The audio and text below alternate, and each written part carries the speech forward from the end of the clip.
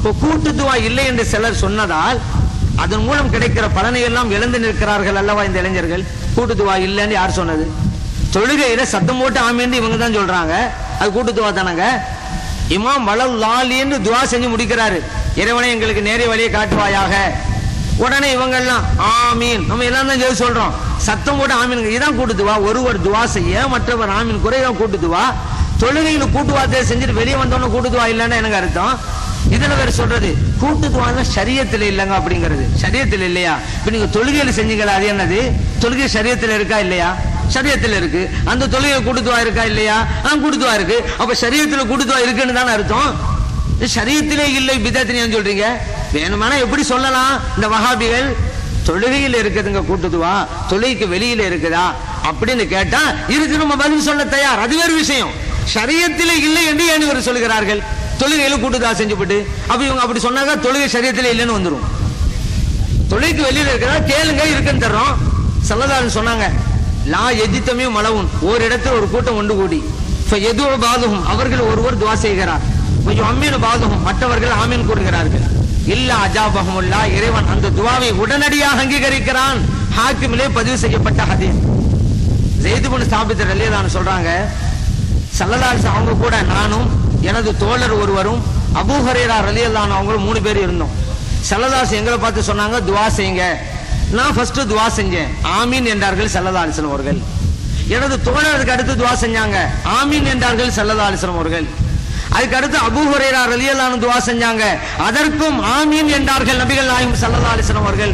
இது ஹாக்கிமிலே பதிவு செய்யப்பட்ட ஹதீஸ். ஒருவர் துவா செய்ய மற்றவர் ஆமீன் கூற ஸல்லல்லாஹு அலைஹி வஸல்லம் நடைமுறைப்படுத்தி காட்டியது தொழுகைக்கு வெளியிலே தானே. அப்ப இது மார்க்கத்தில் இருக்கா இல்லையா? மேலும் ஸல்லல்லாஹு அலைஹி சொல்றாங்க, இதா தஅவுது, நான் துவா செய்தால் ஃபஅமினு, நீங்க ஆமீன் சொல்லுங்க. இந்த ஹதீஸை இமாம் பைஹகி ரஹ்மத்துல்லாஹி அவர்கள் தலாயிலுன் நுபுவாங்கிற ஹதீஸ் கிதாபுல பதிவு செஞ்சிருக்கிறாங்க. இப்போ தொழுகைக்கு வெளியிலேயும் கூட்டு துவா உண்டு என்பது அல்லாஹ்வுடைய ரசூல் ஸல்லல்லாஹு அலைஹி வஸல்லம் அவர்கள் காட்டி தந்த வழிமுறை. ஆனா இன்னைக்கு வாபில் சொல்வது என்ன? கூட்டு துவா மார்க்கத்திலே இல்லை அப்படிங்கிறாங்க. அது எப்படி இல்லாமல் ஆகும்? அல்லாஹ்வுடைய ரசூல் சொல்லி தந்த ஹதீஸ் எல்லாம் என்ன செய்யறது? இன்னொரு விஷயம் தெரியுமா உங்களுக்கு? இந்த ஆமீன் சொல்வது என்பதே இந்த உம்மத்தினருக்கு மட்டும் இறைவன் கொடுத்த வெகுமதி. ஸல்லல்லாஹு அலைஹி சொல்றாங்க, எந்த உம்மத்தினருக்கும் கொடுக்காத 3 பேர்களை இறைவன் எனது உம்மத்திற்கு கொடுத்தான். ஒன்று, தொழுகையிலே அணிவகுத்து நிற்பது, முந்தின சமூகத்திற்கு இல்லை. 2, அஸ்ஸலாமு அலைக்கும்ங்கிற காணிக்கை, இது சொர்க்கத்து வாசிகளின் காணிக்கை, என் உம்மத்துக்கு தான் அல்லாஹ் கொடுத்தான். 3வது, துஆவிற்கு ஆமீன் கூறுவது, இது எனது உம்மத்திற்கு மட்டும் கிடைத்தது.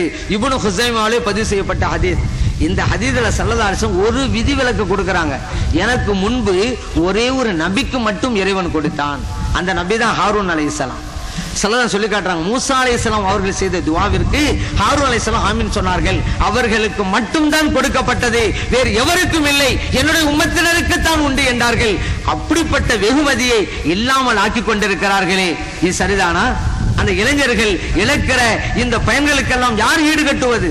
யோசித்து பார்க்க வேண்டும். அப்ப கூட்டு துவாங்கிறது தெளிவாக இருக்குங்கிற நமக்கு புரிஞ்சு போச்சு.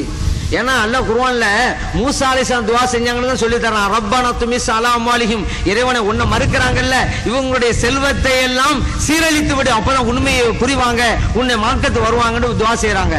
அல்லாஹ் சொல்றான், கது உஜீபத் தஅவத்துக்குமாங்கறான், அவங்க 2 பேருடைய துஆ ஒப்புக்கொள்ளப்பட்டது. நம்மளே முழிக்கிறோம், குர்ஆன் ஓதிக்கிட்டே வந்தாக்கா நமக்கு கன்ஃபியூஸ் ஏற்படும்.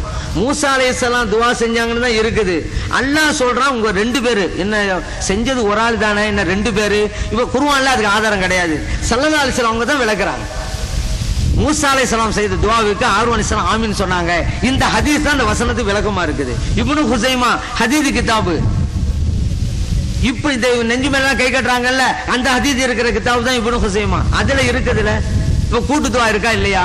சில பேர் சொல்றது நம்முடைய தேவைகளுக்கு இமாம் என்ன கேட்பது அப்படிங்கிறது. அதுக்கு ஒரு ஹதீஸை சொல்றேன். அனஸ் ரலியல்லாஹு அன்ஹு சொல்றாங்க, ஸல்லல்லாஹு அலைஹி வஸல்லம் எங்க வீட்டுக்கு வந்தாங்க.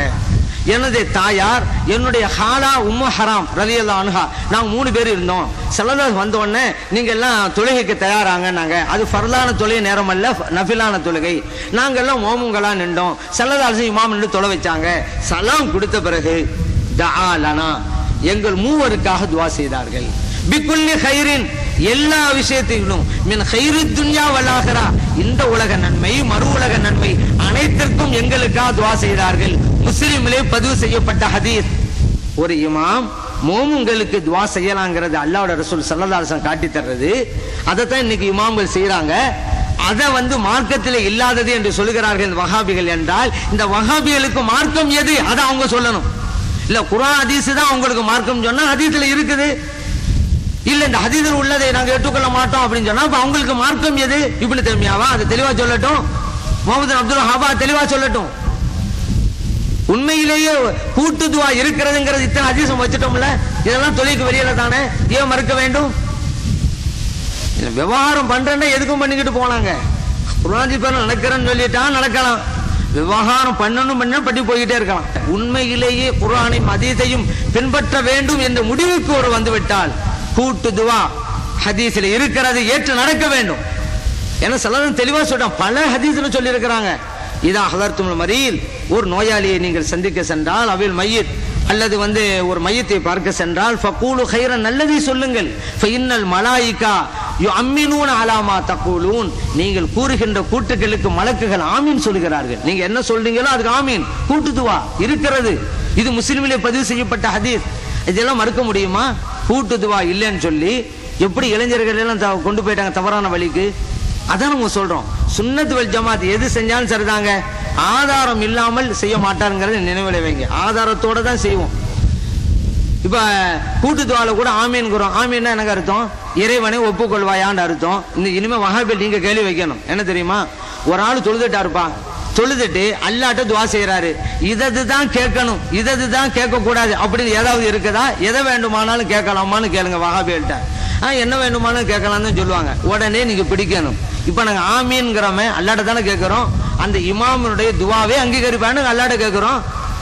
எதை வேண்டுமானாலும் கேட்கலாம் இருக்கும் பொழுது அவருக்கு சுகத்தை கொடுப்பாயாக, அவருக்கு செல்வத்தை கொடுப்பாயாகன்னு கேட்கிற மாதிரி யா அல்லாஹ் அந்த இமாமுடைய துவாவே அங்கீகரிப்பாயான்னு கேட்கிறோம். இது நீ கேட்கான்னு சொல்றதா இருந்தா ஆதாரம் காட்டு. அல்லாட்ட என்ன வேண்டுமானாலும் கேட்கலாம், இப்படி கேட்க கூடாது, நீ ஆதாரம் காட்டு அப்படின்னு கேட்கணும். என்னங்க இது? அல்லாட்ட நம்ம சொல்றோம் இவருடைய துவா ஒப்புக்கொள்ளுண்டு, நம்ம உரிமை, இறைவன்ட்ட எது வேண்டாலும் கேட்கலாம். இதை தடுப்பதற்கு இவர்கள் யார்?